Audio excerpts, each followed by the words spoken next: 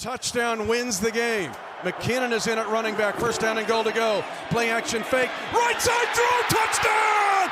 Kansas City! McCole Hardman with the catch on the right side. A 3-yard touchdown pass in overtime. Kansas City wins the game. 25-22. And the Chiefs Kingdom has started its own history class, because for the first time in 6,944 days, there is a back-to-back Super Bowl champion, and it is the Kansas City Chiefs, champions of Super Bowl 58 on the heels of Super Bowl 57. The Chiefs do it in overtime. Woo! What is up, everybody? Welcome to a Super Bowl edition of the Aftermath podcast. Look at the excitement. It's back to back. Back to back. Look at CJ rocking the flags, the merch. He's got the merch. Let's go. He got all of it. I mean, I love it, bro. You're going to have to hook me up with one of those shirts. The hype is real. And it's like trying to keep this energy up because, like, guys, it's 3 in the last 5 years, back to back. Like, never gets old, baby. 4 in the franchise history. Like, what world are we even living in right now? I if you would have told 12-year-old me this, like, I don't think I would have believed you. I would have said, no way you would believe that. I'm like, huh? I was like, Tom Brady ain't still playing? Like, he's retired. He's gonna play another. He's gonna play another 15 years. Right. And now all the 12-year-olds, all they know is championships. That's all they know. Isn't that crazy? Like, I try not to take him for granted because it is truly remarkable that, especially back to back, first time since 04. Like, I everyone's been starting rightfully so. I think we can start in the same place, but like, Patrick Mahomes is the GOAT, guys. Like, he just freaking is. I don't like. We can talk about championships and do all this other fun stuff, but like, he's just the GOAT. He's the GOAT. 3 in the first, I guess 6 years as a starter. I mean, that's just unheard of. Since he got to his contract, he's been to another 3. He won the Super Bowl, signed a new deal, and since then he went to another 3 Super Bowls and won 2 of those. So crazy. Return on investment. Right, after the narrative being, what can you do when you finally pay them and you can't pay all these guys? Too much of the cap hit. You can't do it. Highest cap hit in NFL history to win a Super Bowl. Easily. Back to back. At least at the quarterback position. Back to back. It was just insane. And he was just surgical down the stretch. I know that there were some rough times in the first half, and then coming out of halftime was maybe the lowest moment. But, like, after that pick he threw, it was just about as perfect as you can play from there on out. And like, it wasn't even a surprise. It was like I was very confident coming out of halftime. 7 points is nothing. And then when he threw the pick, I was like, oh man, if the 49ers capitalized on this, I may start to feel that pit. And as crazy as it sounds, when the Niners didn't score, I didn't have that pit the rest of the game. I don't know. I don't know why. Just because Pat does, I just felt like, hey, they're winning this game. Like, even if the Niners hit that extra point and it's 20-16, we probably win in regulation because Pat's like, oh, I need a touchdown. I need a touchdown. So like there was at no point to where I felt after the Niners did not score on the pick in the third quarter that Chiefs were going to lose that game. 3 straight 3-and-outs. Once they got that, I was like, yeah, they're not winning this game, because that was the moment you had. You had a whole halftime with the lead. We gave you the ball back in the middle of the field. You had a chance to go up 2 possessions, and you had 3 straight tries. You had no points. Once I knew, and I already believed the second half Spags. We already had the numbers. But once I saw 3 straight 3-and-outs, I was like, yeah, we're going to win the game. Because if they can't score 3 straight times, but a whole halftime to make adjustments, you had a pick in the middle of the field. Pacheco almost fumbled the first snap of the second half. All the momentum was in their favor at that point. And literally, they fumbled it. They fumbled a punt. Well, they hit one of their returns. That was crazy. We picked up that. Got 3 stops in a row. I'm like, oh, yeah, we need 1 score. They're not scoring on us. You had 3 opportunities to get any points, and you couldn't do anything with it. So at that point, I'm like, if Spags is doing his second half thing like that, there's no point you're going to try to win this game, honestly. Yeah, it was just insane. What do you got, Keegan? The only moment I was semi-nervous was after that pick, because we still had just gone consistently doing nothing on offense. Right. The start of the game was I don't think anybody had to start, back to back fumbles and turnovers on the first 2 drives of the game. But yeah, first half, man, it went exactly how I anticipated to go for the most part. 49ers get out to the lead early, just like I said on the podcast last week. Chiefs find a way to get a field goal and, get, was it 10-6 at halftime, I think? 10-3 at halftime. And 10-3 at halftime. So 10-3 at halftime, which was just about what kind of, again, like I said, what I was kind of anticipating. And then, second half, I mean, we'll get into the fourth quarter was, I think, very different from the third quarter. Fourth quarter had all the excitement of the whole game. But wow, just another double-digit comeback. There's been 7 Super Bowls that have had a double-digit comeback, and Mahomes is 3 of those. So that's insane. 3 of the 7 double-digit comebacks in Super Bowl history are now the Chiefs and Patrick Mahomes. So the only way to do it. The only way to do it. That's good for TV, boys. It was. I can't remember who else says, but it was the most on-brand game for the Chiefs.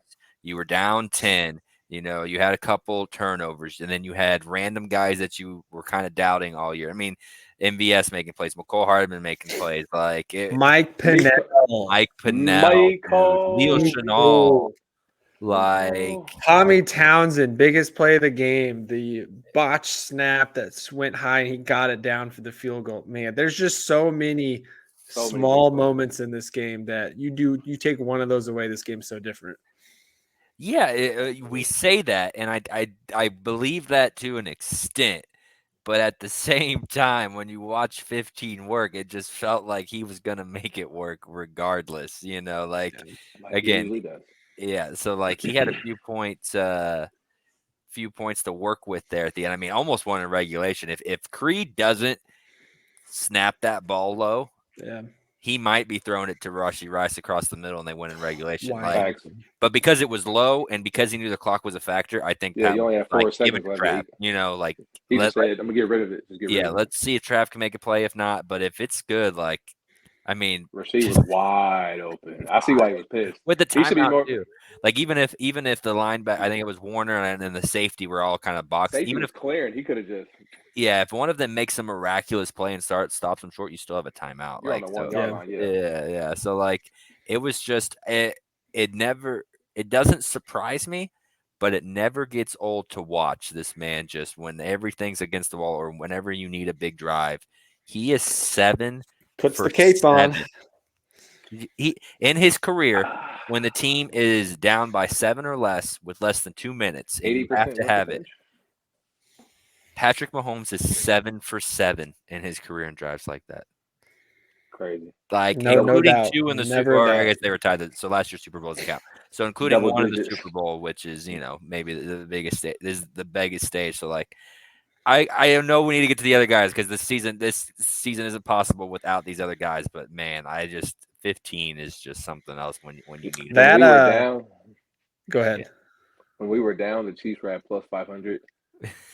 I put $50 on it. Dang straight. I already had if I would have won straight out, I was gonna win $600. I'm like, it was at plus 500 when we were down after he threw that pick. I'm like, instant bet. Yep. Thank you. That's double down immediately. Double down, easy money. So I appreciate you, Pat. That was the most profitable game I've had in. Oh yeah, I was up a betting. lot of money on Sunday. They had that easy one, FanDuel in the first half. They had an easy one of Kelsey and Rice, 1 catch each in the first half. It was plus 100. So I think I threw 25 on because I think that was the max.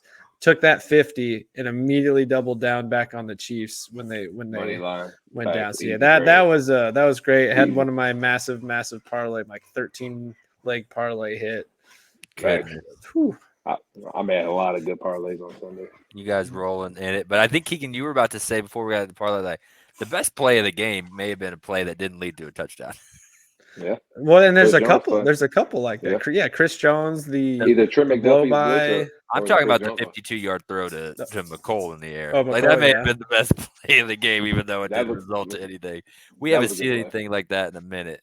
That was didn't that same drive not end up in Pacheco fumble? Yeah, that was right after. I was like, but how about McCole down the field between 2 guys? The safety looked like running by people. That safety was so lost. The Yeah. corner, He the was like, corner "Where's stopped the ball running at?" short. Right, the Cole corner, just, the safety had no idea where it was. It was he's like, "Where's the ball at?" Nicole just running right by him. I'm like, I know people hate Nicole, but that's like that epitomizes like his entire career. He'll have an amazing game during the regular season. He'll make a mistake like he did when he fumbled versus Buffalo or like Miami, whichever one you want to pick. But then when you need Nicole to make a play, like the 2019 run last year when he had to fight through the injuries and finish in the Cincinnati game, the longest play of the game, he outgained Brandon Ayuk, all pro Brandon Ayuk, by the way. He had more yards than him and more catches and caught the game-winning touchdown. Like, you can't write that script better than Miko. The guy that's been dragged through the mud. Like, outside of Clyde, I don't think there's been a more ridiculed guy in the last 4 years for Chiefs Kingdom. Like, those are probably top two for me. Yep. They get the most, like, disrespect, drug through the mud for all the reasons, for stuff they did or didn't do and stuff behind the scenes that we don't know about. For Clyde to get a ring and actually have an impact on his team this year, and for Miko to score the game winner, that's like a script. That's like a poetic justice ending for both. Couldn't have written it any better. That's an amazing ending for sure. All the guys that not all, but pretty much all the guys we've had frustrations with had a big time moment in this game. MVS gets the touchdown.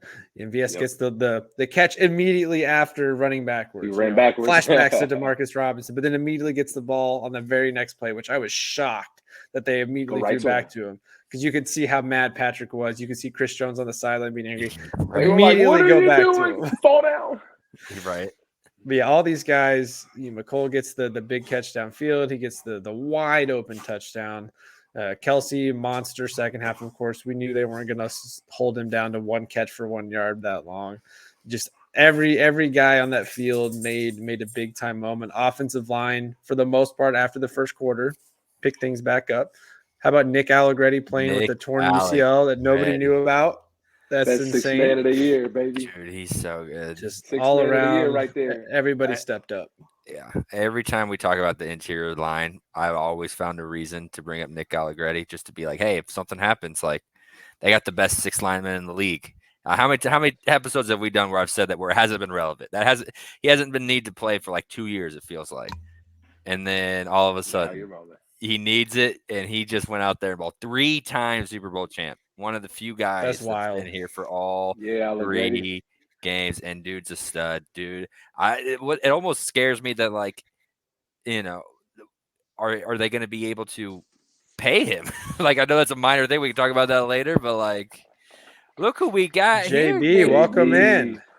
What up, fellas? What's up? Just crashing the party. How you doing? I know. Guy? I'm sorry. I'm late to the party. Boom, bam, boom. Got commitments with the new babies. So congratulations. But there. yeah, how we feel. He knows nothing but Super Bowls. Yeah, knows nothing but Super Bowls. That's true. That's true. That's insane. Yeah, man. We but yeah, I mean, that was our good luck charm. Like that was our. I was feeling it. I mean, I was just like, there's no way, new baby was on the way. And at first we were scared that she would come at the Super Bowl, like during the Super Bowl or whatever.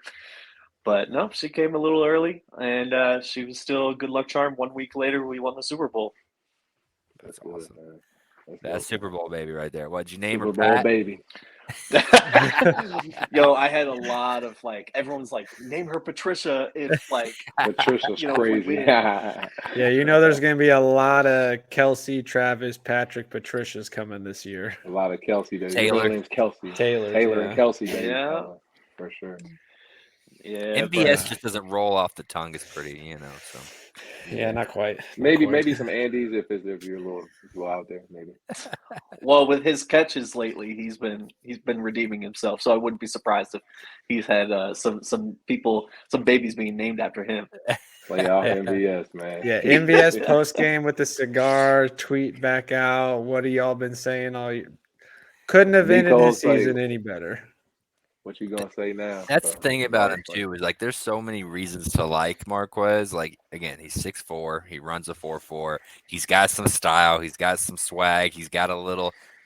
It's like it'd be so easy to love the man, and not that we don't now, but like that's what made it even more frustrating in the regular season. It's like, I want to like you so bad. Just catch the damn Just catch the ball. ball. If you And did hey, everything, just catch the ball. Right. And then in the playoffs, dude had a key moment in Yeah. every single game, starting with the Bills game. Didn't need him in the Dolphins. They were, Dolphins were trash. But the next 3 games, all He's close a Dolphins games, trash. all needed him in all 3 games, and he made a play every Chris, time. you said it a few weeks back. You said if MVS were to have any sort of redemption, it had to lead be to NFL. winning a Super Bowl game. So not only did we win Right. the Super Bowl, but he put up Contributed. points, Yeah. contributed. So, yeah, he's redeemed for the season. Probably doesn't change the future of what we think is going to happen. Oh, but he's still gone, but I appreciate yeah, he still gets his second ring. I appreciate your services, though. Redeems I'm the not going through entire that year. roller coaster again. Yeah. No. Carrington Harrison said it best. He's Christian Cologne. Christian Cologne was a first-round draft pick with guys like Manny Machado and Christian Yelich and stuff taken after him.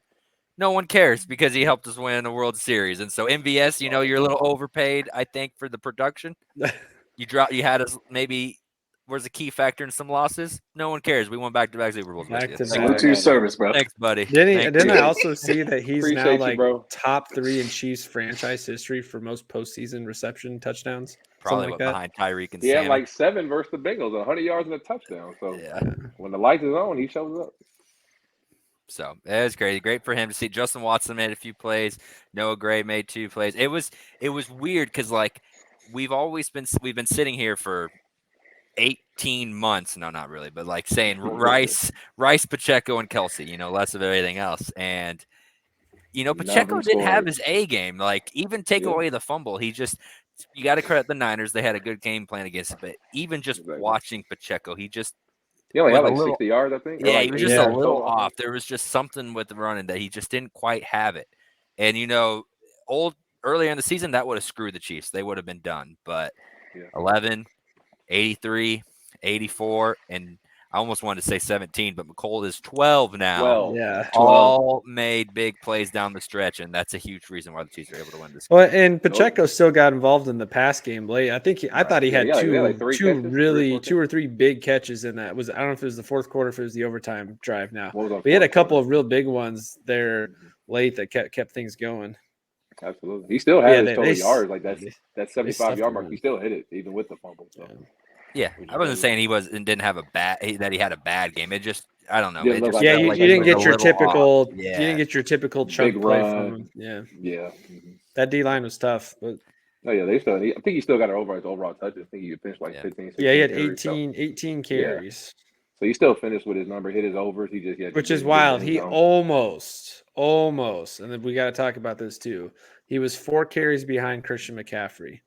Crazy, Kyle right? Shanahan said their game plan is that if they can get McCaffrey to close to 30 carries, they win. They said 30 First touches. half, that was definitely what was going. Second half, was what looking like happened? it. Chiefs defense does what they do. I got in an argument with a coworker about this all day yesterday. He said Purdy played like trash and had a terrible game, and I was like, no, he played fine. The Chiefs defense is the best defense in the league. They got him like, off the he field kept pretty missing. straight He kept missing open throws. I'm like, what are you talking about? was under McDuffie duress. batting balls down. Mike Edwards. Yeah. Anyway, I Chris thought Jones Kyle in your Shanahan face. got away from the game plan in the second half. They didn't start running the ball with McCaffrey again until it was really, really late. I thought that was. Have y'all noticed that's a theme every week? Yes. Oh, we got away from our game plan. There's a reason you don't get in your game plan. Spags takes you out of it. Yes, We've heard because this the since same thing Buffalo happened game. with Baltimore and Buffalo. Exactly. They say it every week. There's a reason you don't get to your game. I'm tired of people saying that. Like, oh, we got away from what we do. You can't do what you want to do because we're not allowing you to do so. Either the pressure, you're behind, or you don't want to run the football anymore. When Mike Pennell put Trent Williams on his lap, I said, you're not running the ball on us anymore. So all that Christian McCaffrey talk, he had a good game, Keegan. I'll give him that. He did. It didn't feel like a CMC type of game. If It was first quarter, fourth quarter. There was no like second, third quarter McCaffrey. Nothing in between. Like, he didn't have no big runs. He didn't pop nothing crazy. If it wasn't for that touchdown, he really wouldn't have had a crazy impact on the game. So, I had a feeling like their run game wasn't going to be as effective, even though I know this is Baltimore had the best running offense. Then we had to go to San Fran. I was like, once you get down or that pressure becomes on you, Kyle's going to throw the football. All that 30 touches shit, it sounds cool until you get in the game and you're down 7 points or you've not scored 3 times in a row. Now you have to throw the football. So.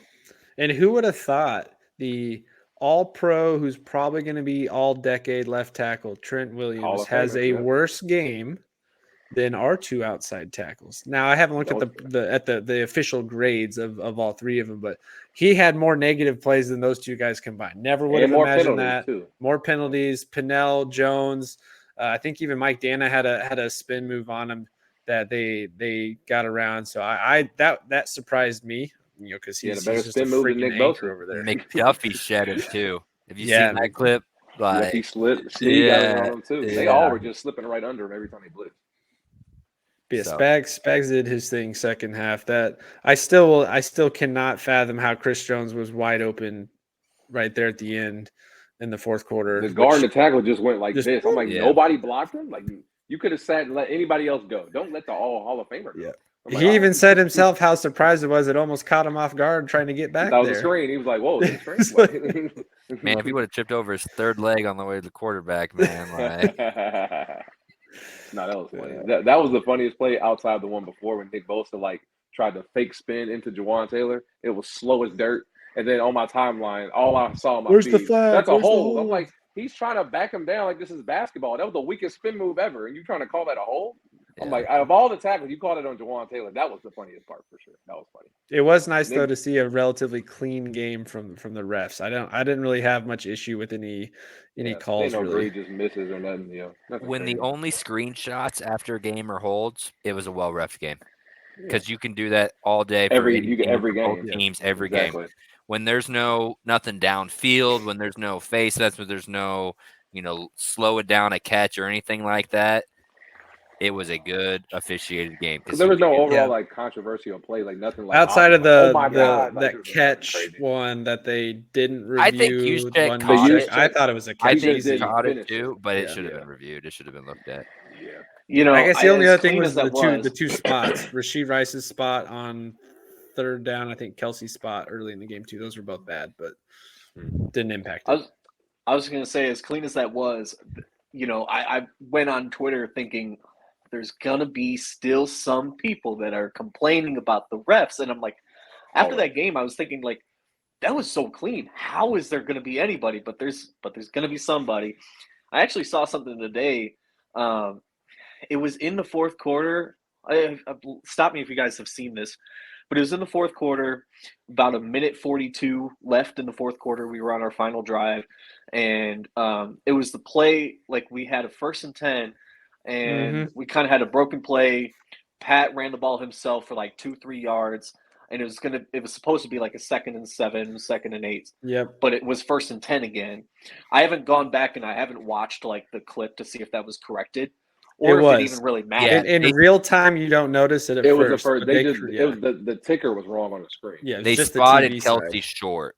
And the TV, because again, it was the refs were bad at spotting the ball all game, and so the refs spotted Kelsey short, even though on TV it looked like he clearly. Oh, he's talking about the one Mahomes ran out of bounds. It was 1st and 10, but he ran out. Yeah, 2nd and 8, but the TV spotted it as 1st and 10.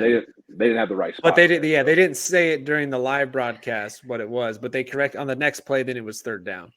Exactly. Yeah. See, and that's those. So 49ers fans have been going over that.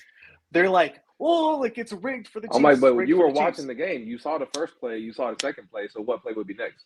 Yeah. 3rd down, right? Yeah, the Kelsey one, that was the one I thought they should have thrown the challenge flag instead of wasting the timeout and had them respot that. No, but it didn't impact. That's what's nice. When the refs don't have a major impact either side, that was good. You let the players play. I thought it was a very, very clean game for the most part. Even though there was some Chiefs fans that didn't like the McDuffie call. I thought he twisted Jennings pretty obviously there.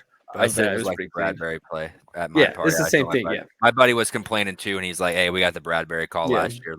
That's a penalty. It's a close penalty, but he tried to hook him with his arm. I'm not mad at that call. Yeah, exactly. There's nothing egregious that was just good in there. It was a good overall played game, but let's just get into a little bit more of the defense because I think there's 2 guys. There's a lot of players that played really well.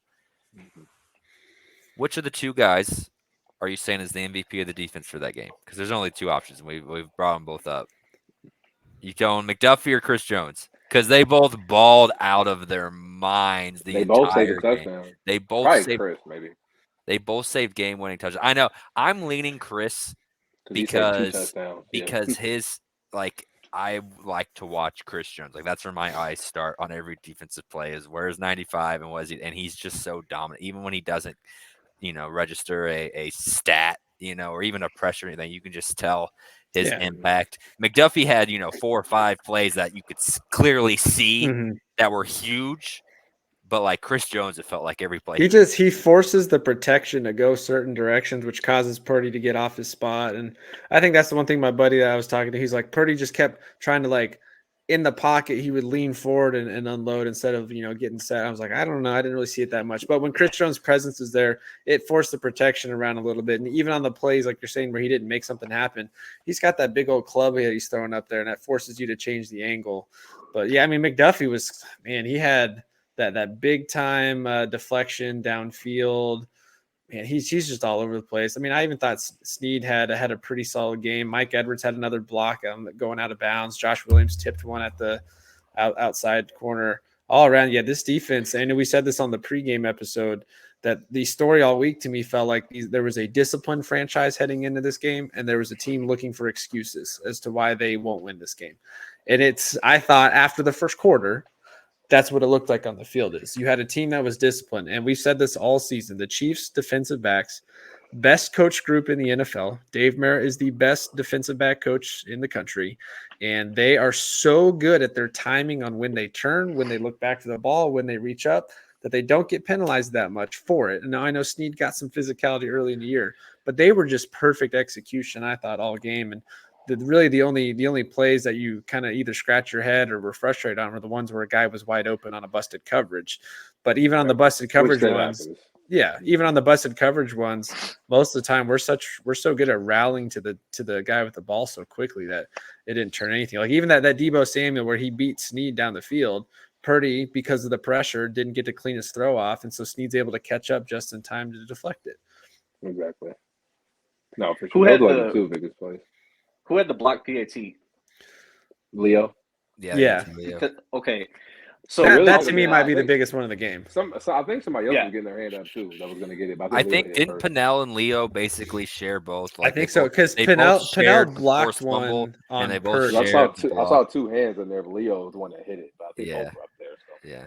That was huge. That was probably the single biggest save in a sense, because just the way the game was going and to be able to force overtime, I mean, we needed that. We needed every bit because you had that blocked 9 seconds down there on the goal line there with one timeout left, and they had to kick that field goal. That and the scoop, especially with our red zone issues we've had all year. Yes, that and the punt, the fumble. Those are the 2 biggest plays. That gave us all the momentum back on that botch punt. And not really to disagree with JV because the mindset makes it completely different, knowing that you only need 3 instead of 7 at the end.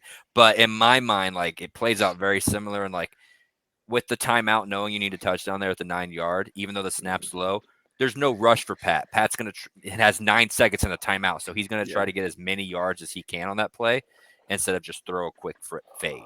Yeah, we were just seeing corn dog, ketchup, and mustard early. Yeah, exactly. You hit something in the middle, and then you run corn dog there. Seriously, Tom and Jerry. I know they called it Tom and Jerry. It's corn dog, but like corn dog.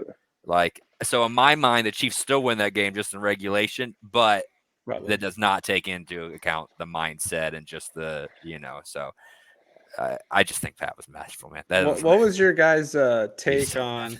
I know it didn't actually impact the game, the overtime rules necessarily, but the whole strategy of the 49ers and the fact that none of their guys knew what was going on, but all the Chiefs guys did. Like, I don't think they were using it as an excuse, but it just was after the game was, we had no idea. Nope, we knew nothing. I feel like even if they do score, we still get the ball back and we score, then you have to score again. So, like, they literally said it in front of you during the coin toss. Both teams get to possess the ball. So no matter what you do, and they immediately went, let's receive. Or 7. Yeah, like you can score 3 or 7. The other team gets to touch the ball regardless. So I don't mean like that's why I don't get like what they say like, we didn't understand the rule. They just told you in the whole building.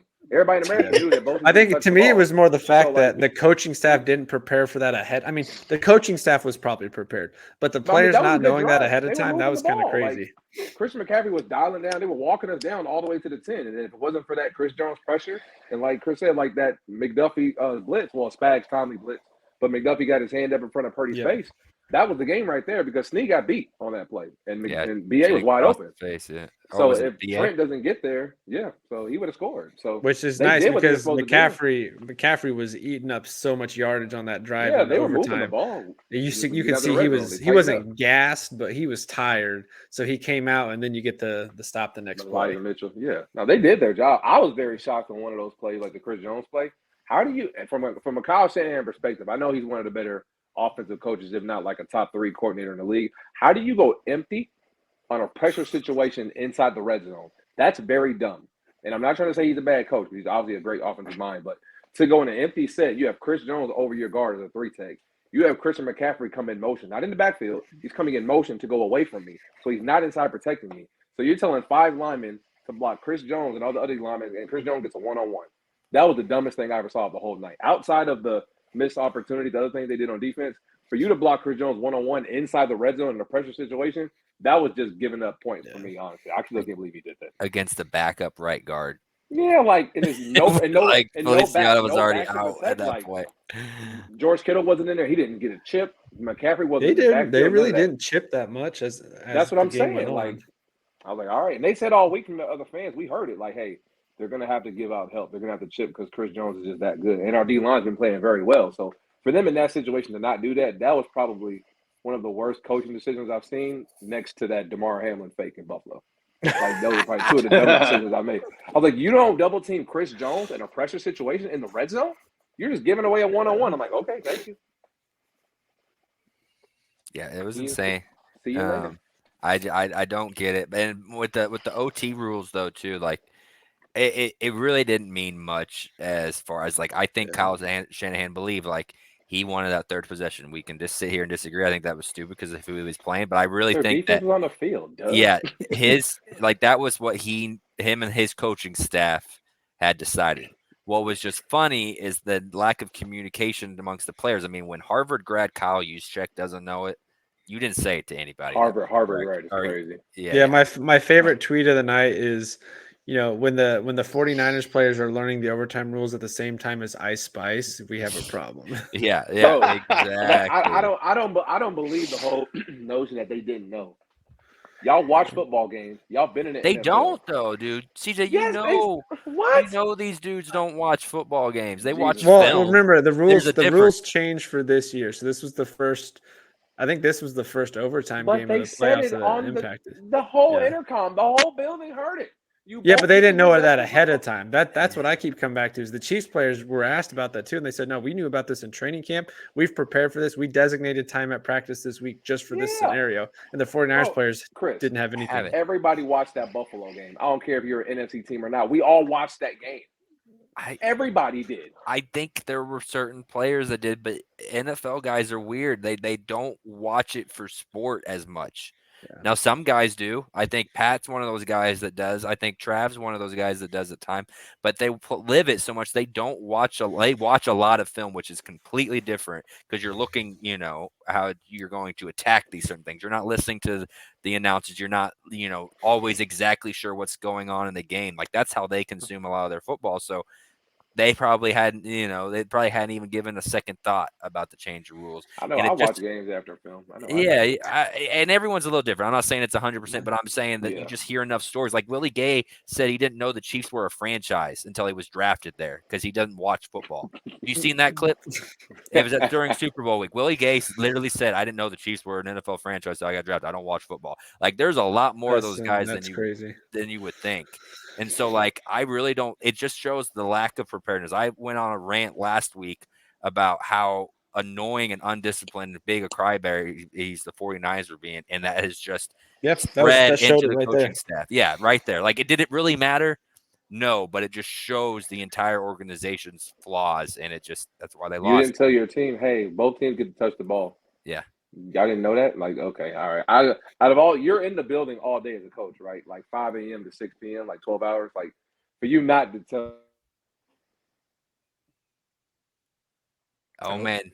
We might have lost him. We lost CJ. That's all right. He'll come back with a vengeance like our CJ, Chris Jones. But, JB, what do you got on this? I know I've been kind of talking over you a little bit. Go ahead, JB. Oh, no, I was just listening to CJ, I think it's hilarious that professionals don't know rules. All right, you literally have coaches in the building that are designated to tell you rule changes. That's their job. Hey, bro, your job is to get water. Your job is to make the playbook. Your job is to tell us what our itinerary is when we're heading on the plane. Your job is to tell us the rule changes. You have a get back coach, Chris. There's a coach on the team. I get it, bro. To get you back. You don't tell people rules. Hey, bro, like what? Hey, we don't know the rules. What are you doing? You get paid millions of dollars. You don't know the rules. Hey, Stop. CJ, I don't want to hear it. I don't want to hear that. How many things at your job you do? You maybe tune out or ignore or If you pay me $1,000, I will tell you every rule by memory. I'm gonna memorize the entire book. You say that, but once my you job. start doing it every week, it just And becomes I think like the rest of at us, the end man. of it, it just shows you Right. how much Right. the Chiefs franchise as a whole is just above on a whole everyone nother else. level. Facts. Execution. I mean, yes, did we still have our struggles? Absolutely. But when it comes to preparation, discipline, and just the overall preparation for a game plan, there's just nobody that's more detail oriented in this group than this team, and that definitely showed up in this game. We came in ready. That went through this would have exactly. I don't think any team that went to go through this adversity would have made it to the Super Bowl, but us. Any other team that would have went through all the drops and all the shit wouldn't have got this far. So see, and that was a question. Go ahead. I was just gonna say I was texting y'all about when we were coming out of the tunnel. Did you guys notice the Chiefs were just locked and loaded, just like calm, straight focus, like no hype, no dancing, no nothing. What were the 49ers doing? They were coming out. They had like fake boom box. Yeah. They were like, like partying, like we're here. Like you could tell they were just happy to be there. And then the game started, and it was kind of weird because we really kind of had that slow start. And I was like, man, at first I'm thinking we're locked in, and this is gonna be easy breezy because we're cool, calm, collected. We've been here before, and we're acting like it, and we're gonna win this game. We started out slow, and I was like, man, I guess I don't know football.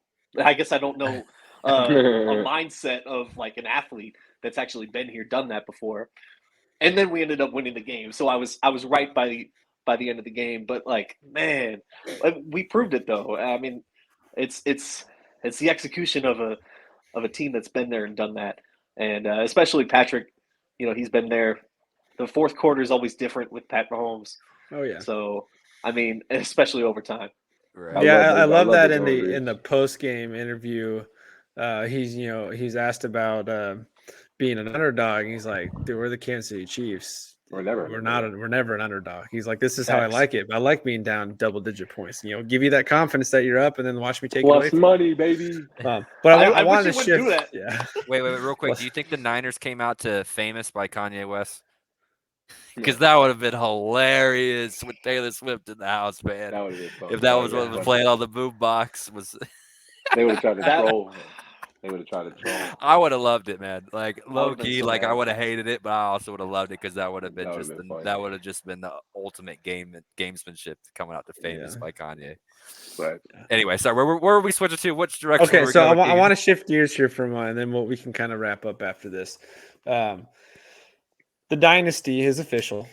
Everyone's saying the Rock is in the building. Kelsey said, call it whatever you want. We're not done. We're still getting started. So 3 Super Bowls in 4 years, 3 Super Bowl wins in 4 years, 4 Super Bowl appearances in 5 years. It doesn't look like we're going anywhere anytime soon. I mean, the Chiefs are here to stay. I guess the question I have for you guys to get your opinion on is, of the 3 we've had, which of these 3 do you think is the most impressive? This one. We had no business being here the way we were playing during the regular season. Like I said, any other team that would have had the led league in drops with the offensive line issues would have imploded. Like imagine if Dallas would have done this the entire year. They're not making it this far. If Baltimore would have had these issues, they're not making it this far. And Cincinnati would have all of a sudden had O-line issues. I don't think they make it this far. So like the reason we even overcame all this adversity and we had to go on the road, I think it's easy. This is easily the most sweetest one for me, like by far. Yeah, and I agree with that. And I saw this on ESPN earlier today. The path to get here. I can't remember it was what's his face? Acho. Yeah, Acho was talking. He's like, the path to get here for the Chiefs was one of the hardest paths in Super Bowl history, going up against all the top seeds, 1, 2. I guess in this case, then the 4 seeds on both sides. Yeah, and then the one side on both sides.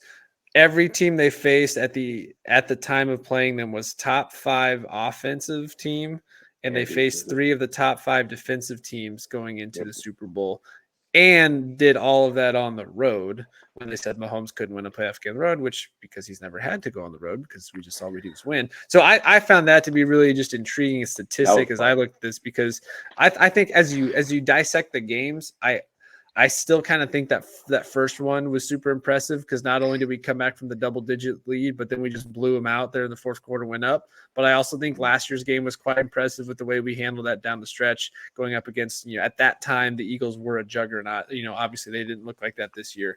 But yeah, overall, this one's got to be up there. Just as you talk about overall impressive Super Bowl runs, not just the 3 in 4 years, but the fact that they pulled it off with the path they had to go through, and given all the adversity, in a down year for our standards. Wait, I thought last year was a down year. So we've had back. Oh, so we got 2. Oh yeah, we got rid of Tyreek Hill, and we were supposed to take a major step back. Instead, we led the league offensively last year and won a Super Bowl. But yeah, that's why I think this one's the most impressive, because all the adversity, the path we had to go through to get here, all the talk was, oh, this is the year Josh Allen's going to break through. Oh, this is the year that Lamar's finally going to go out on top. You still have to go through Kansas City in some capacity. See, and I think you guys are 100% right. I think this year's more impressive, but I'm thinking long term, like what's going to be remembered. And like no one's going to remember the DVOA stuff and the one, no one's going to care it's the 1 seed. Those are all going to be minor facts. You know what people are going to remember? Tyreek Hill being traded and everyone being like, oh, the Chiefs are done. And then the Jaguars game where his ankle is done. Being like, oh, the Chiefs. Oh, and then it's, 35 and he's scampering and that. Like, I think long term, last year's Super Bowl will be talked about as the more impressive one, just because of the storylines going into it, and then the injury that was documented on documentary and the quarterback. It was we had ankle watch at his press conferences. So like, is he limping? Like it was great to beat Allen, Lamar, to the Niners. I just don't think that's going to nationally stand the test of time like last year's run coming off the Tyreek Hill trade and the injury. Yeah. So I get that. Minor details, but I was, as you guys were still talking here, and I was trying to, think about it, I was like, last year's kind of had some cool stuff. Like, it's just like the role that we had, like everything was funny this year. It's like no game we were favored in. Like Miami, we're gonna lose because we can't stop Tyreek Hill, even though we beat them in Germany. And it's like the coldest game in NFL history, arguably. We're not going to beat Josh Allen in Buffalo because Deion Dawkins said good luck, and you're going to see Bills Mafia for the first time as if you have home field advantage. Shut up. You never won anything. Get out of my face. And you're throwing snowballs like real class. Then you had to go to Baltimore. Where Roquan say they got to come see us. And then they're talking smack before the game, coming in the DD huddle. Justin Tucker's putting his helmet, moving it over 2 inches while he's trying to warm up. Went in there, beat them too. Now we're going into the Niners. They're like, oh, they hold and all the excuses, and our practice field sucks. They get a good lead. Kyle Shanahan, we're going to run the ball 30 times. Yeah, I've heard that like 4 weeks straight. You're not going to beat us running the football. And they still didn't do it. And then the game goes into overtime. 15 has the ball. I ain't going to lie to you fellas. That was the calmest I've ever been during this entire playoff run. As soon as we got McDuffie got that stop, I looked at my friend Chuck. I was like, bro, we won. I was like, 15's going to get the ball. He's going to go down there and cook. Because we've had, like, up and down the offense the entire game. We get one drive to go win the game. And he just missed it because they didn't get a touchdown. I'm like, oh, that's game. We're about to go win. Yeah. If there's one quarterback you want in your corner, like, it's going to be Pat Mahomes in those situations. And I remember watching that and thinking, all right, I mean, this is put up or shut up. And, he proved why he's the best. It's no debate. I can't get behind all the talk with Burrow when he hasn't won anything. And I can't get behind the talk about Josh Allen when he can't beat us in the playoffs. So all the best quarterbacks right now are all in the AFC. But the fact that we keep coming out, right? Yeah, still lose. We keep coming out of the AFC. We keep winning these Super Bowls.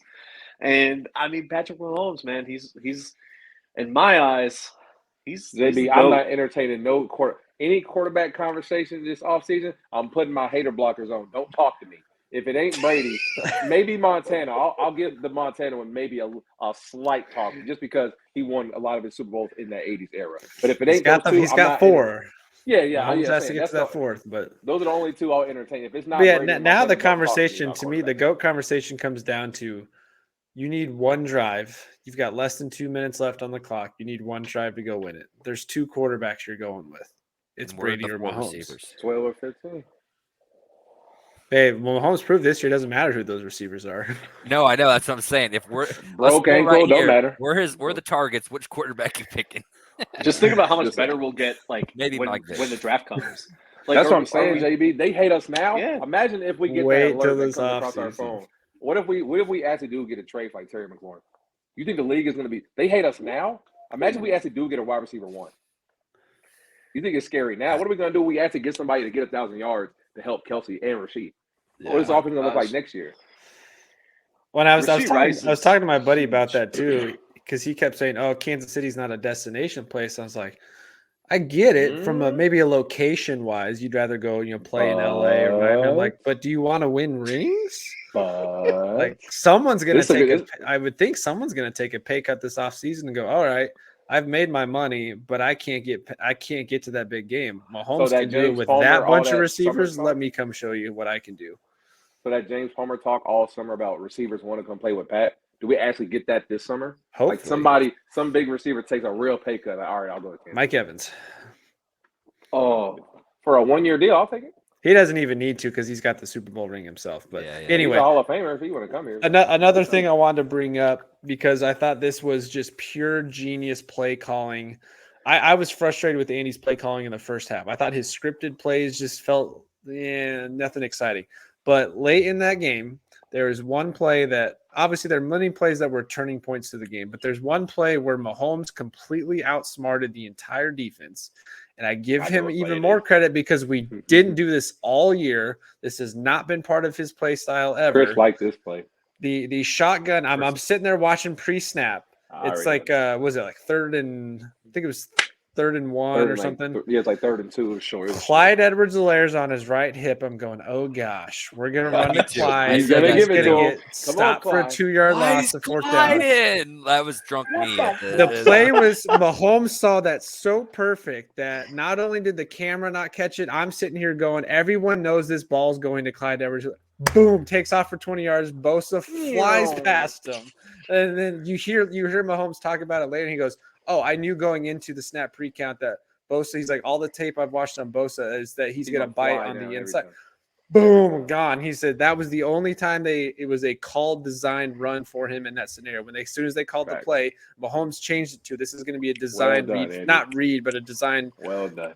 It was perfectly executed to me. As soon as I saw that play, I was like, yep, they can't. If they can't see that coming, how are you supposed to stop them later? Because when it got to those 4th downs later, I was never worried about any of those 3rd and 4th downs later because Mahomes is going to win you with his legs. But that play right there to me just summarizes how difficult it is to beat Mahomes because even when you think you know exactly what's going to happen, he finally does. And give Chris credit because he's like, this might be where they do the sneak. Of course they didn't. Be a sneak, but they did something different and faked everybody out, took off for 20 yards. Which goes back to Chris's point. We can run him, but he can't run.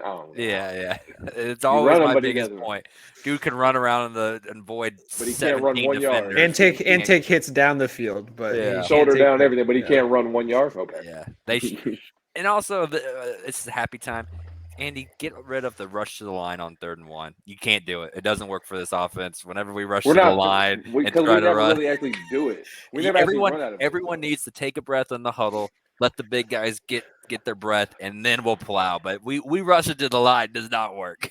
Yeah. Other teams can get out of the huddle quick, and it doesn't work for us. Yeah. Or if we could just sign a fullback, that would help too. Can we get somebody in the draft that's like an athletic fullback? That's the first year we haven't had a fullback on roster. Yeah, like can we get? There's a lot in the draft. You can find like a 3rd string tight end, a guy who's shorter that wants to be an athletic fullback, just somebody to block for short yardage situations. Just somebody. I think that's why they kept Blake Bell though, was for that purpose. But somebody that's like more athletic, please. He ain't got to be a dog. Just somebody that can hit the 3 tech if we need to, lead up on a little linebacker, or catch the flat route like Chris likes. Either one of those. I almost thought that they were going to run out a wildcat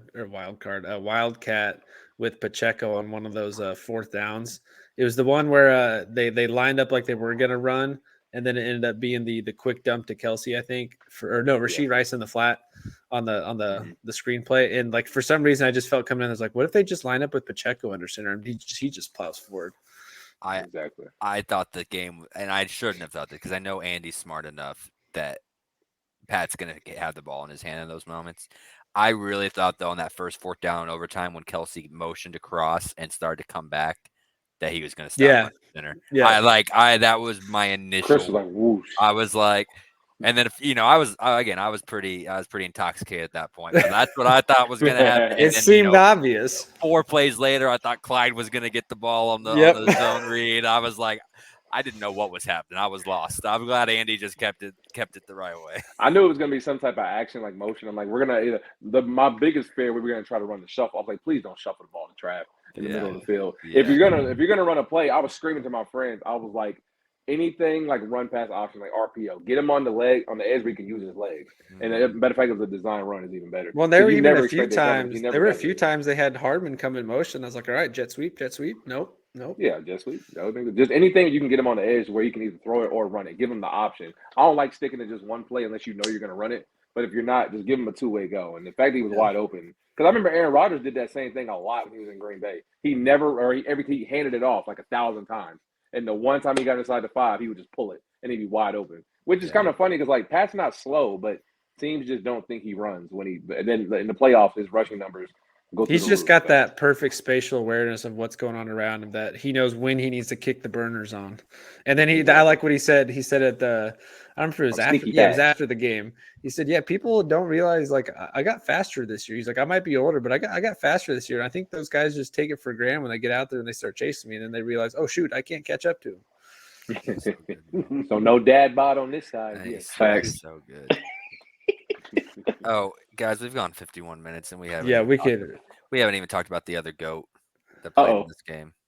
Number 7, baby. Number 7 was electric. I mean, the dude is 5th all time in points and postseason points. He's only missed 2 kicks, none from 40 plus all year. I mean, he's gonna go down like Super Bowl record 57-yarder after Jake Moody hits the first one. Right. You said the record. No, I said the record.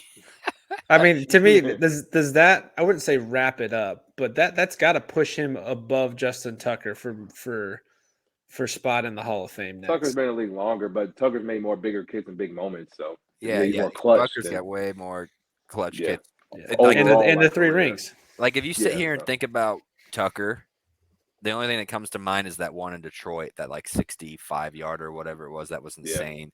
But like other than that, Butker was hitting 70-yarders, before the pregame. So like, that's ridiculous. If he would have had to kick one, he would have did it. If he keeps playing like this level, and the Chiefs keep finding ways to, because he's gonna need to get paid, so that cap hits, they're gonna have to figure it out here at some point. Townsend's the other one they got to look at. I don't think Butker's an issue this offseason. Townsend next is, year. but Tommy needs his money. But he's going to just go down as maybe the 2nd greatest kicker of all time. I don't know if he can pass Adam Vinatieri just because what that dude did for 2 different franchises, but 2nd greatest kicker of all time is on our team, and he hasn't even been an All-Pro yet because of the bias towards Justin Tucker right now. It's a shame. Yeah, Butker's been nails all year. No doubt. No, it's funny because last year he was missing kicks and extra points in the regular season. He was injured. Yeah, he was injured, bro. And nationally, it was all, the Chiefs might need to bring somebody else in. This might be time. Hurt. And he still finished the season. Playoffs come and he's nails. Yeah, exactly. He's never missed more than. He was perfect this postseason. Every single postseason, he's never missed more than 1 kick in every postseason run. That's insane. The dude's just nails. I know we're trying to wrap up, but we just hadn't given that man his flowers yet, and I just like shout out 7, baby. Yeah. Oh, I actually thought he should have. Well, he had a legitimate shot for Super Bowl MVP, in my opinion, for a good stretch of that game. Of course, Mahomes makes the plays down the stretch, and it's always going to go there, but. I love that he actually shouted out Harrison up there on the podium. He's like, "Hey man, this guy was freaking nails, setting the Super Bowl record, doing everything he did." Yeah. Did you see? I thought that was great. Did you see Pat on the Pat McAfee show being like, "Yeah, I sit next to Harrison Butker in all the meetings and never say a word to him." Like, he just ignores him. He ignores him all regular season just so he can do what he does. Oh man! And there was someone like, "Oh, so that's why Butker's so good. He just imagines he's kicking Mahomes' face for more than all season." So I just 4 goats. They were talks about Andy, Travis, and Pat. There's 4 goats on this team. And Spags now has And the defensive go. That's 5. Defensive go. Chris Spags Jones, has another the go. most. I don't know. Spags has the most Chris Super Bowl Jones is a wins for Hall of assistant Famer coach. and is incredible, but there's a lot of great DTs all time. Like, I don't know, man. If he gets another ring, Mitch we'll have a Holtis. conversation. Mitch Holtis is definitely a GOAT. Yeah. I mean, Kevin Harlan's a GOAT, but Yeah. I going back and just listening to those two got a call whole the farm final out play here, is just man. fantastic. Yeah. But yeah, this is a team we talked about it last week of legacy talk. This is a team that with this win, Chris Jones now puts himself in the Hall of Fame category. Harrison Butker puts himself up there. Guys that still need to play a few more years, this obviously helps them a ton getting there. Even a guy like Creed Humphrey, who's still really, really early, but him getting 2 already is Joe Tooney's going pretty to put him up there. solidified. Yeah, Tooney, I know He's obviously didn't play, but gets Tooney credit got for 3 the now. ring. Or Tooney got 4 now or 3 now? He got 2 in Tooney's New England or 1 in New England? He's got 4. Because So he 2 in New won. England, 2 He here? won Yeah. 17 And 18. or Yeah, whatever so he got- years. Yeah, he beat us in 18. So yeah, he got 4. He was on the Falcons team, so Yeah, whatever he was on the whichever Falcons. one the Falcons was. So it was the Falcons, the Rams, and then the 2 with the Chiefs. Yep. Yep. Actually, here's the other cool thing. I was thinking about this earlier when I shouted out Mike Pennell on Twitter. 2 Super Bowl rings, both with the Chiefs. Has that Halfway gap through the where year. he's not here. Gets signed on halfway through the year. Practice squad gets elevated. Becomes one of the most crucial guys on the defensive line in this game. Gets 2 Super Bowls with the Chiefs. That's just really cool for him. Put a Hall of Famer on his lap.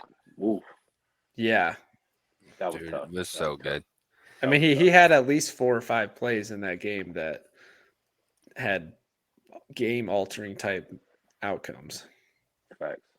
And then how about shout out to a couple other guys that probably aren't going to get a lot of look, but Felix FAU, Made a play. he had a big TFL, time. He did have a TFL. TFL. CFL. Limited snaps all year because of how dominant this D line's been, and he gets in there because of the injuries, and has a big time moment there. That was great. Gosh, there's another one I was thinking of. That was Just another shout one on them all. defense, but yeah, but I mean Yeah. seriously, every guy had Come on. a big time moment. Yeah, Shamari Connor played really well. Smart Connor locking up another George rookie. Kittle. Oh my. dude. Again, we don't have to get into this, but Connor and Cook coming back makes some question marks for one of my favorites. We'll Justin we'll Reed. get in that later. But with those young guys playing so well, we'll see how this offseason works. But It gives us a lot of These options. guys, Donovan, and Wanye's ready. Yeah. they played well at the tech. I know it wasn't perfect, but that's because of Nick Bosa and Chase Young's at times. I know he's been playing like a bum recently, but at times, He had a good first half. yeah, he's a difficult matchup. Like I thought they played fairly well, all things considered. Like, it was just, we already talked about Allegretti. Creed, outside of his snaps, has been nails all year, and then Trey Smith is the baddest dude in the whole damn town. Like, so. Oh, he had that fantastic pull right up the center line to give Pacheco. Like he has a pull every nice game where he first knocks down, somebody. Yeah, always knocks Yeah. on their back. Like, He's going to be awesome. expensive. I know. That's why I'm thinking, like, if you can get Allegretti to stay, that may be the cheapest option. Again, I get getting ahead of myself. We got a lot of Yeah. offseason talk to come. Plenty of that to come. But yeah, let's kind of wrap up there. Do you guys have any other final thoughts? JB, you got anything? Yeah, all I got on my mind is, do we three-peat? I mean, there's already talk about it. There's already talk about how we're Already set the up to betting do it. favorites. I mean, second. oh, Okay, it has shifted. Yeah. yeah. Well, I think this run has shown that we can go as far as the Super Bowl and winning the Super Bowl, no matter what kind of roster we have, whether we're a defensive team, an offensive team. If we keep our key pieces, we're gonna see success. I think in the offseason, we're gonna have a lot of tough decisions to make in terms of who do we pay, who do we not, who do we keep, who do we let go, to make all these things work together in one cohesive unit. But man, if there's any front office I trust, it's the Chiefs. If there's any quarterback I trust, it's the Chiefs. And for us to potentially three-peat, you think we're villains now? That's what I'm saying, JB. Boy. Bro, I'm loving it. I'm loving it. If we get a receiver in the draft, they really gonna hate us. It's insane. That's the only thing where like we get a receiver. Hey, Keon any other Coleman. room, I'm not worried about. If Keon Keon Coleman or Coleman's been Brian slipping. Thomas become a Chief, just saying. Just saying. You think it's scary now? All them little Texas workouts Pat be doing, they really gonna record everything now. Man, you got Rasheed down there. Whew. That helmet that cracked in the Miami game, and it looked like the Grim Reaper, dude. It literally puts chills down my spine. Like, that was funny. This is real. Like, there's some kind of voodoo type of, I don't even know what. Like, it was like predestined we were going to win when I saw that, and I was like, man, I'm here for it. I don't even care. I like being the villain. I like that. I like winning. I like winning. Yeah, winning's nice. Now Now I get it. I hated the Patriots during their run. That's another W, baby. But now I have a newfound respect for them because I was just being a hater. Because we just went through it. Yep. Now we're the villain, and I'm all for it. You know, I love Kansas City. My love for sports, my love for football was born in this city, and man, I'm just ready for a potential three-peat. So let's get it done. Well said, my friend. Anybody else got anything? Like I said last year, Chris, I'm in front of Union Station. Got my same spot. If anybody wants to come get me, you know, it's kind of becoming my second home out there, boys. I got a routine. When we win the Super Bowl, I go down to Union Station. I buy me a Super Bowl hoodie, and then I go eat barbecue. Do the same thing next year. You guys want to say things? My Oklahoma living. Same time next year. All right, hoping same time next year. Same time next year. See you boys out there. It's becoming the annual KC tradition, and I won't be at the parade this year, but right, yeah, should be a good time. Get some good some content while you're out there tomorrow. I'll get all the picks I can. I really want to go because I asked him friends going with. I told him let's go on the side, like by down Grand, like by Sprint Center, because the players get off the bus and they interact with the fans. Obviously, the kids are going to be in front, but you have a better chance of like seeing Leo jump off the side of the bus. Yeah, like they'll hold the trophy. Somebody may throw a beer or something. But mostly everybody wants to go down in front of the rally. Yeah, the weather's going to be fantastic for it too. Yeah, it's going to be like 60 tomorrow, so it's going to be a great day. Great day. It's going to be good. It's going to be an amazing day. I just need Johnny Gomes like speech. From Travis. Who's the guy that didn't really have a big impact but is like there that's going to give the speech? I mean, they really don't. I don't know if they got anybody like. It's going to be Kelsey. Snead don't talk. Spags don't. He had an impact because he caught the game-winning touchdown, but McColl's the one that is the most likely non-superstar to do that. Something. But he earned it with the way he played in the Super Bowl. So I got the game ball. But as far as the non-superstars, McColl's the most likely to go on a little bit of a rant. He may be lit. It's so we really run the Super Bowl in Kelsey, Pacheco, and Rasheed. None of them scored. If I would have said that before the game, you would have called me crazy. One of our three best players, Stanford 87, did not score, and we still won. How? Yeah. And those are all the three guys I bet on. None of them scored, and we still won. If you would have parlayed McColl and MVS, that probably had to have been like plus 1,500. Bro, if I would have showed that to Keegan, he'd be like, CJ, don't play that. He would have looked at me like I'm stupid, like, huh? The one big parlay I did when I did not include any of those guys as touchdowns, of course, otherwise would have lost. But I didn't either. I just took Pat 2 touchdowns, Chiefs money line, and him to throw for 300 yards. Yeah. So that's one thing I played. All hit, man. We're back again, boys. Back at it again. Same time next year? New season starts now.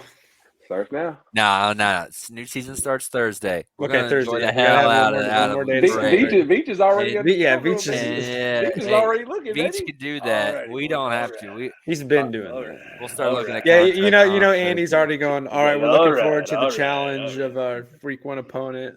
Right. By the way, how about this? Over under on how many cheeseburgers Andy Reid eats during the parade tomorrow? 3. I think 3.5. 2, because you know people are gonna be tossing burgers at him. His bus, wherever his bus is in the parade, is gonna have hella burgers on it. Whatever that bus is. So, as we always do, though, here as we wrap things up, we always want to give people a shout out to where they can find us. JB, we want to start with you, man. Where can the people find? I know you do some Chief stuff, also your KU stuff, but what do you got for me? Yeah, JB. Well, yeah. So I'm on Twitter. It's at Call Me John Bruno. And that's only for Twitter, but Instagram is just at John_Merker. But and of course KCSA Pod, me and Keegan are both active on that account as well. So Gotta follow at KCSA Pod. All right, CJ, you. At CGG81. It's been a hell of a year, fellas. Nobody else I'd rather do it with. I remember I first met Chris. It's been a hell of a Dude, 5 years. buddy. Shit's been flying by, bro. Dude, Just I know like we that. always haven't had a ton of people watch this, but I've just been enjoying the hell out of finding time and getting on here talking ball with you, buddy. So and welcome our new friends too, Keegan and JB. I mean, this year's been Now we fun. expanded. Yeah, it's been as fun. It's expanded. been as fun of a year, and we've had a couple Super Bowls before this year, so we appreciate you guys. Been a hell of CJ, a I'm gonna be ride, looking man. for you. I'm gonna have the parade on. I'm gonna be looking for your I'm big gonna try ass my out hardest there. to get on. I'm gonna whatever first take or first things first is. I'm gonna try my best to get on set. I'm gonna be like, There you go. be waving all that. maybe DMC CDOT see if he can hook you up, but Yeah. I'm gonna try. I'm like, hey, bro, I need to get in the building. Because wherever CDOT is, Nick Wright will probably be close by. That will Oh, probably yeah. be too. Nick Wright's So. trying his best for sure. You But, know he's gonna be there. You can follow me on Twitter at 10penny88. I'm gonna be honest. After tomorrow, we're just some free agent talks, but I'm gonna be that annoying guy that tweets about all 30 MLB teams. So I'm just throwing the warning out there right now. Just letting you know. Pitchers and catchers report There's this gonna be week. Chiefs content. Pitchers There's gonna and be Chiefs catchers. content, but there's also gonna be a lot of Royals and other The stuff. new so. Royal Stadium got announced. It looks pretty sick. Dude. Not gonna lie. The night rendering with the T-Mobile in the background and That the rest little bridge right across the highway. Dude. Ooh, I'm that's I'm seeing a lot of fire. people hating though. Hey, That's gonna be fire. I'm come out and said if the Kansas Cityans let me down and they don't even move to Kansas and they go to like Nashville or something, full-time Phillies fan. That's they'll I'm come not back. gonna I'm not forgiving Kansas City if they let They'll the move Royals to they'll leave move to there, the man. Legends. They'll move So- to Legends if They'll it move to doesn't Legends pass. before anything. So And then the but- Chiefs will move to Legends too. Yeah, those renderings look sick, but yeah, I'll be talking about that for sure. But right now, hey, Super Bowl time. But Keegan, take us home, my friend. So there's a lot going on, guys. This is just the beginning. The season may be ending tonight for Chiefs football, but there's still plenty of Chiefs content. Don't know how many episodes coming up are going to be aftermath specific, but you're going to see plenty of CJ and Chris no matter what on the channel because we got all sorts of stuff going on. CJ mentioned all the fun stuff we're doing, and he's got a lot of podcasts he's on too. Expansion is still in the works. There's still a lot of things we haven't even dove into yet as we continue to grow our base. Next up for us, though, would love your support. Help get us to 500 subscribers. We need to get to 500 subscribers and 50,000 views in the next 2-3 weeks would be ideal. And we'll have a very, very fun giveaway, which I don't want to talk about yet, but I have some stuff behind the scenes working for a major, major giveaway if we can get there. So hit that subscribe button if you can right now here on the YouTube channel at KCSA Pod. You can find us on Twitter, Facebook, Instagram, and TikTok as well at KCSA Pod. Plenty of stuff going on. Baseball season right around the corner. Chris and I got a lot of stuff coming up for that. We're still in the middle of KU basketball season, despite it being a frustrating last few weeks. But March Madness is coming up soon. Big 12 tournament's coming up soon. Oh, We got a lot going on there. There's always sports betting stuff going on. So I promise, like we've been saying for weeks and weeks, we will get into some of that eventually. A little bit of NBA talk. There's just so much going on. We'll have so much Chief stuff still in the offseason because there's a ton to talk about. Who stays, who goes, who do we target in the draft. A lot of guests coming on here over the next 3 months. So just stay tuned, stay up to date, share it with a friend. As always, thank you for joining us on this one. Go Chiefs. And we look forward to continuing on in the offseason. Let's go Chiefs. Go Chiefs.